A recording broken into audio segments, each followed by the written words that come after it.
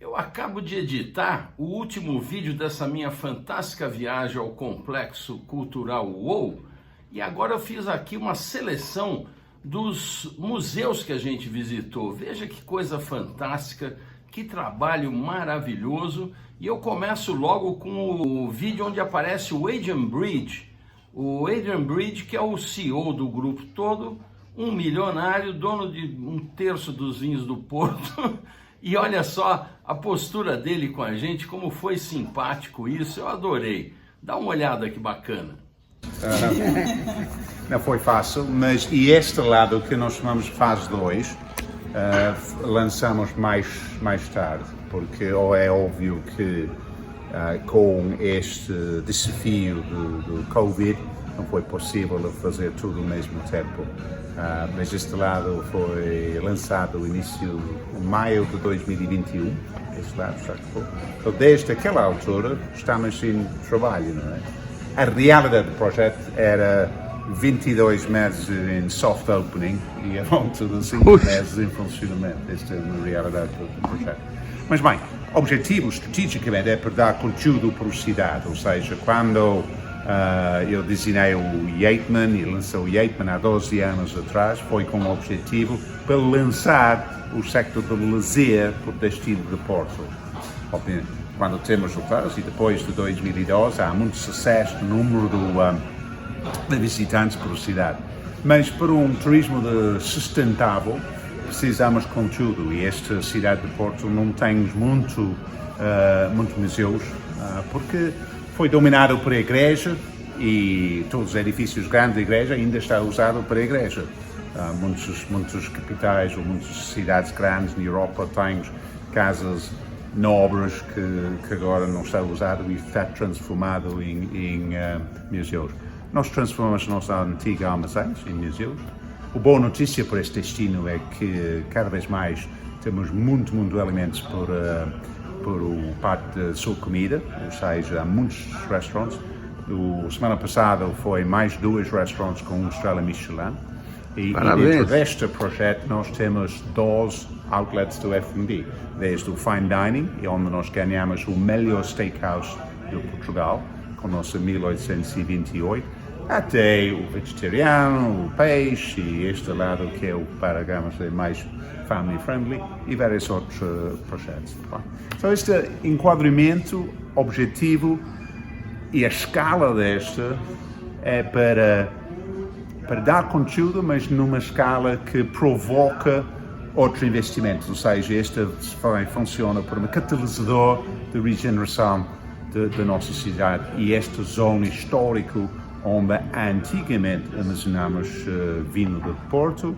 Hoje em dia a quantidade armazenada dentro deste local é limitada, que há 1 quilômetro temos muito mais e cada vez mais temos no Douro, lá das nossas adegas, cheia dos armazéns grandes, onde era tudo estes vinhos. Mas serve bem porque por fora, todos os armazéns, todo o parte visual, seja na mesma do que antigamente, é só interna que nós transformamos em zonas de lazer.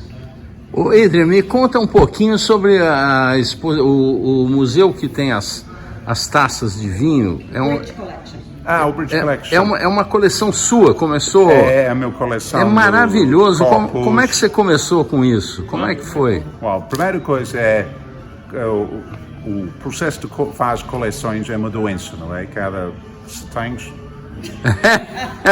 é o que é, não é? A realidade é que eu faço várias coleções, com espadas. Também? A minha esposa não gosta muito, os miúdos não gostam muito desta. Mas na realidade eu em 2005 decidiu para fazer uma coleção de copos e eu quero que, quando eu comecei, eu quero que apresentar a história de copos. E se pensa bem, para fazer esta quantidade de conteúdo só em um museu, que recontar a história da humanidade em época de 9.000 anos e muitas culturas mundialmente, é quase impossível escolher outra coisa do que copos. Porque se nós falamos da arquitetura, é verdade, mas não aguenta dentro do museu de 1000 metros quadrados. Se falamos de pinturas, é verdade, mas há muitas culturas onde as suas pinturas não sobreviver. Mas com copos, que foi utilizado no processo cerimonial, ritual, celebratory e vamos ver, só para um pinguinho. E este é um bom exemplo de uma coleção. E eu conto também, e este, por este quarteirão cultural, este é o parte mais museológico em todas as suas experiências. É fenomenal, parabéns, viu? Sim, tens lá várias peças que muito importante mundial, ou seja, por agora esta é a melhor coleção deste tipo mundial.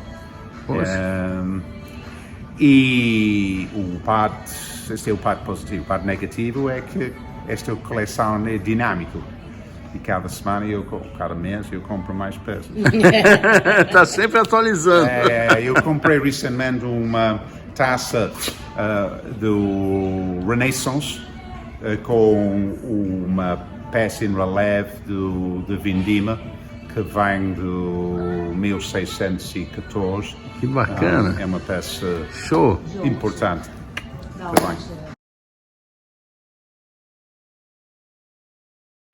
Que o Wine Experience já foi ao Wine Experience ou não? Não, ainda não. Ainda não, ok. O Wine Experience é muito mais sério, porque o Wine Experience vai contar completamente a história do vinhos e desde o início e usar Portugal para explicar a história do vinho, a maneira de fabricar vinho e tudo.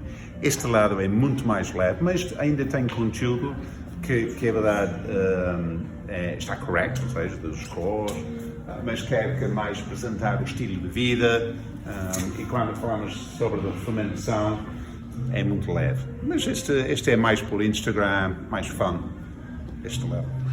Okay. O vinho que vão degustar é um vinho português, falo do Bragão, da região do Douro e do ano 2020. Em termos de paladar, acaba por ser um vinho bastante intenso e frutado, sendo que é um vinho mais seco, portanto já sentem alguma acidez no final.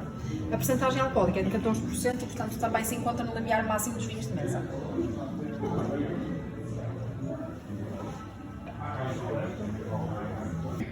O trono do Bacchus, que está no Louvre. Está excelente, essa. E este obviamente nos Bacchus. E a Paula foi...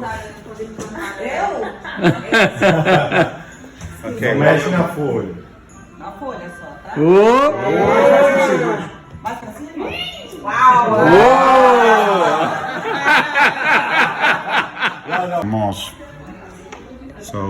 O objetivo aqui é que nas paredes falamos um pouco sobre das castas.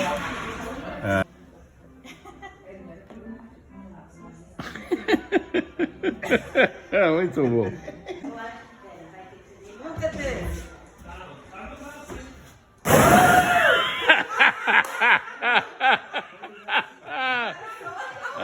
Parabéns, Adriano. Sensacional isso aqui.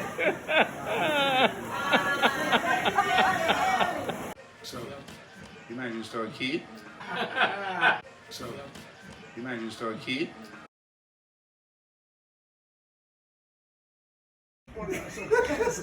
Vai lá que eu vou pegar mais um daqui. Exato. Vai. E agora? Fala já. Ó, sua mão tá aparecendo. Vai.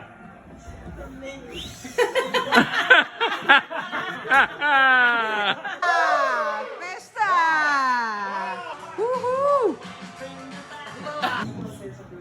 Achei realmente todos. Oi, minha vez, tudo bem? É muito britânico, hein? Peraí. Ai, Deus, nota 10, meu. Para poder expedir essas pipas. E a Taylor's, que na altura se chamava a empresa, era um negociante, um comerciante inglês, que era Job Beardsley, na altura o nosso fundador era o Sr. Beardsley, neste livro já tem o 4XX. Agora, o que é que o 4XX significa? Ele não deixou escrito. Só ele sabe. Só ele sabe, levou com ele. Agora, o que nós podemos provar é que é um símbolo que acompanha a atividade comercial da empresa, que hoje se chama Taylors, desde o seu início desde a sua fundação, ou desde o seu início de atividade. Depois há várias explicações para o 4. O 4 pode ser, e quando olhamos para ali, pode ser um triângulo e uma cruz de Cristo. Sim. A parte de cima, a cruz de Cristo era muito usada em tudo o que era produtos que eram enviados por barco, nas velas, tinham a cruz de Cristo, que fazia parte da nossa identidade. E o triângulo é um símbolo de trindade, de equilíbrio, é um símbolo de comércio, também é um símbolo maçónico, não fazemos ideia, mas isto estava tudo misturado na altura, pode ser, pode não ser. A parte de baixo, essa é um bocadinho mais complicada de explicar, não sabemos, podem ser 2 Vs, podem ser 2 X, o que é que significa, assim, também, agora, é o símbolo da Taylors há 300 anos. Não há ligação com criação de animais que foram marcados? Porque existia muita gente de tecido ligado ao vinho. Sim, exatamente. Ele, também há essa história dele ser um comerciante de lã. O que nós sabemos era que ele basicamente tinha um bar em Londres, na zona de Londres, um inn, não é? E portanto ele começou a exportar para esse seu bar e depois a empresa foi crescendo, não é? Mas sim, sem dúvida que no segunda metade do século XVII e início do século XVIII, as trocas, era tudo negociado, as trocas de vinhos de Portugal para a Inglaterra e de lã e têxteis de Inglaterra para Portugal, mas muitos outros produtos eram muito, muito importantes. Tudo é de facto esta serra, temos aqui a meio que funciona como uma parede para os ventos que vêm do Oceano Atlântico. A Taylors tem 3 quintas, quinta Serra-Feira, mesmo aqui no centro da região, e a quinta de Vargelas, já um bocadinho mais para o Douro Superior, no início do Douro Superior, mais para o lado da Espanha. São 3 quintas. Carried over 100 barrels, but accidents are common.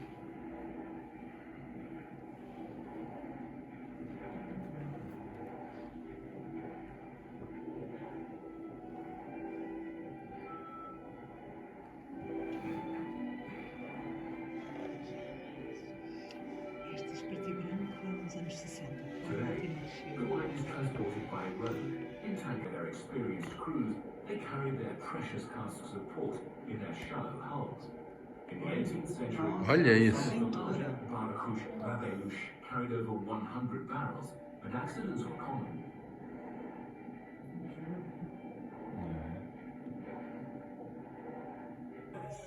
To be trodden and turned into wine.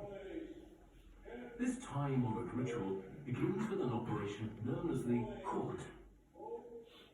This is the hardest stage of trade. During the court, the traders and the Animação, pessoal, animação!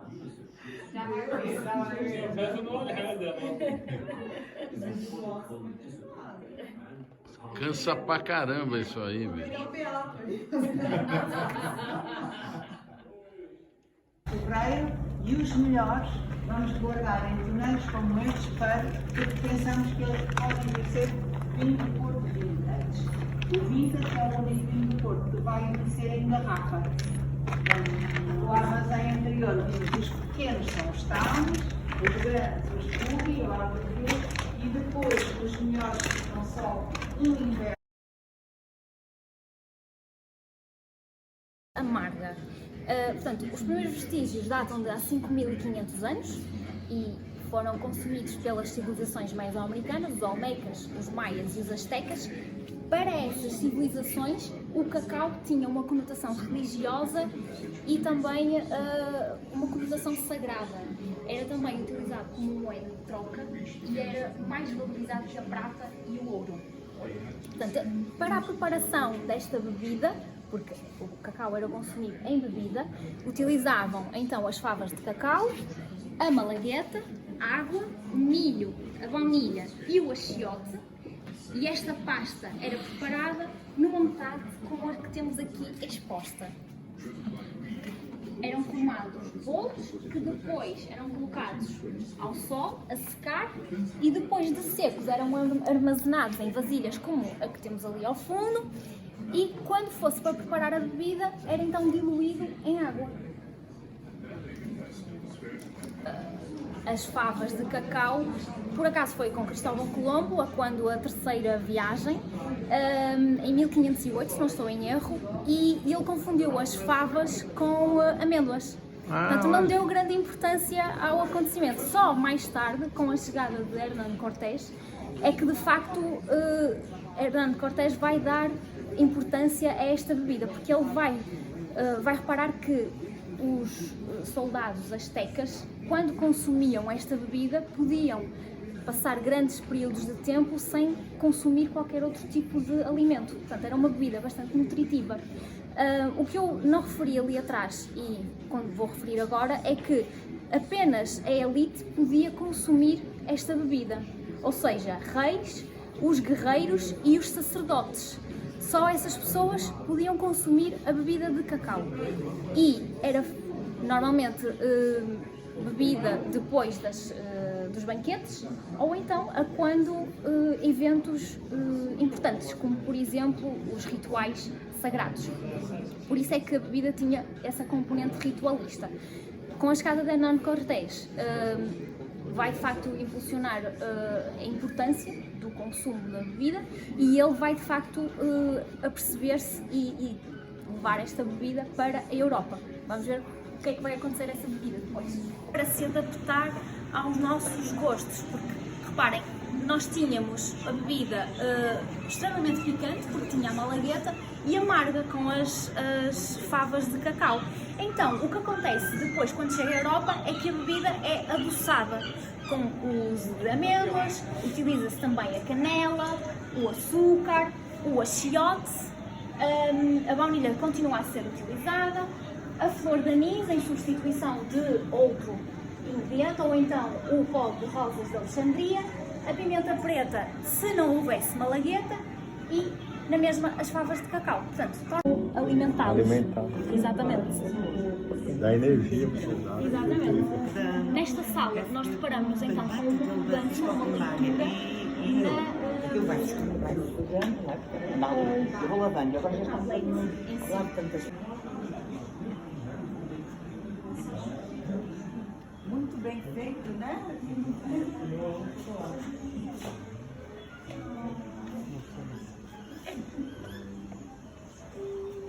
Mas essa publicidade seria mais norte-americana.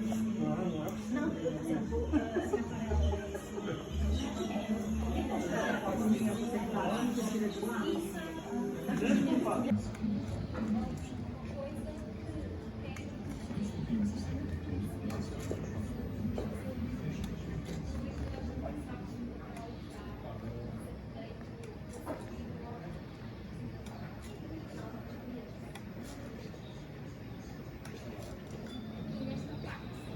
temos então a quebra de frutos e a extração do cacau em goma.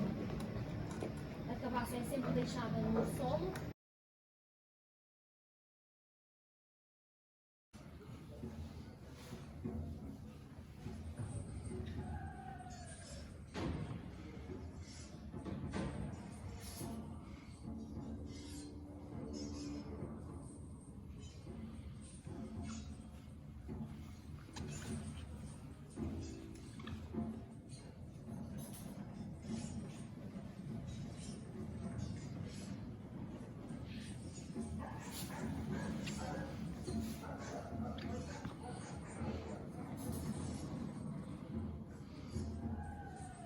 Os castros chamam aí, povoado da Idade dos Metais.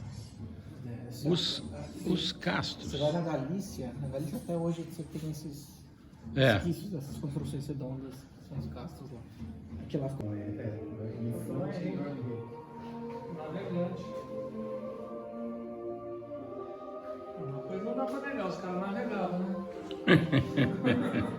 Tiveram parado pra navegar. Não vai.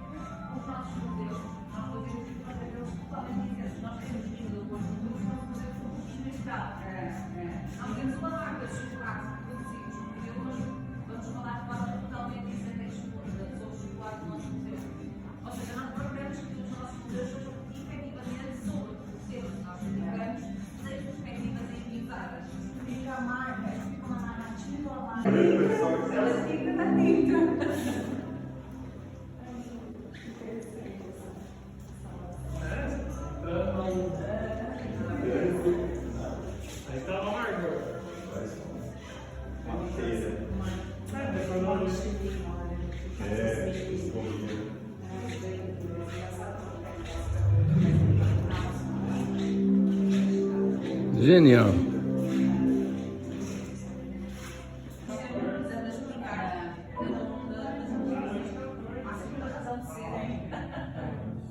E o quadro meio que representa, de alguma forma, aquilo sobre alguma coisa. Eu não achei que esse tema a Malbec é francesa, mas ela se deu muito bem.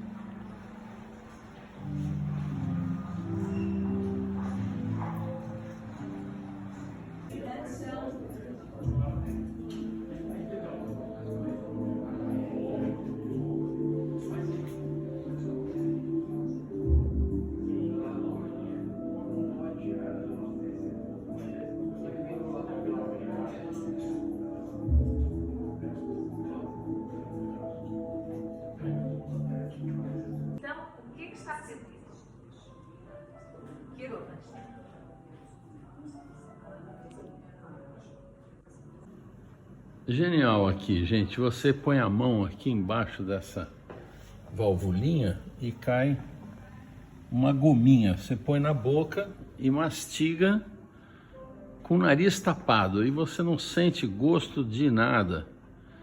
Soltou o nariz, aí explode aqueles aromas. Respeite seu nariz, hein? Feitas pelo artista inglês Tim Ballmer, que é o mesmo artista que vocês viram na Galeria das Castas, aquela com a representação de cada casta e a sua devida personalidade. É o mesmo artista, então? É o mesmo artista, exatamente. Só para a gente adivinhar. Dani não zoa com coisa séria. A Dani está falando que a Dani está servindo só para a gente colocar.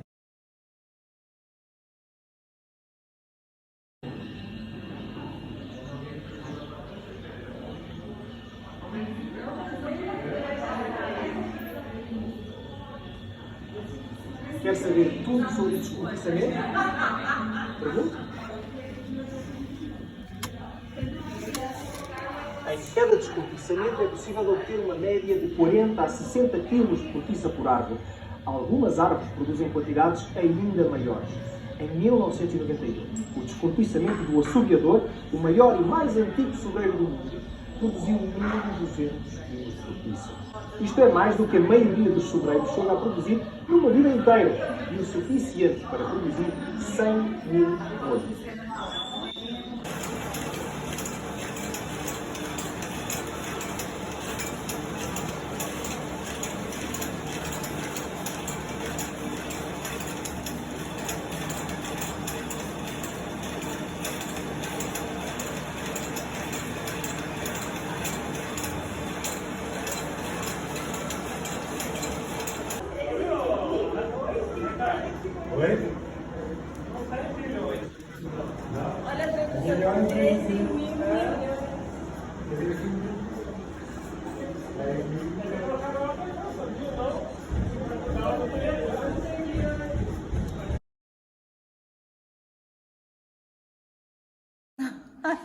Preciso gravar. E no segundo piso vão poder ver recipientes da idade medieval até à era atual, até a nossa idade. Esse aqui o que que é? Essa taça especificamente? Então, este é um copo danizado. Vai poder ver também no segundo piso. Ah, ele está aí, esse copo. Está exposto no museu, sim. Maravilha, vamos lá.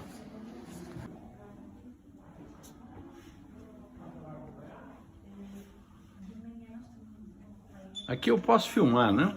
Pode. Sensacional isso, hein? Puxa, que trabalho, cara.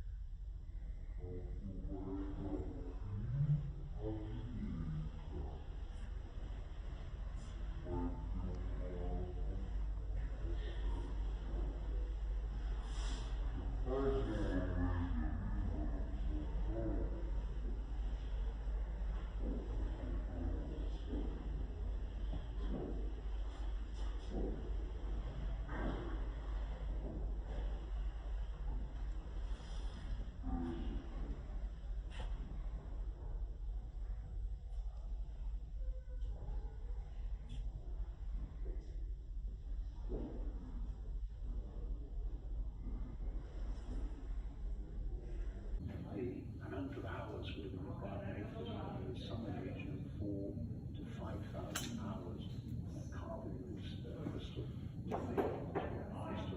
make this wonderful.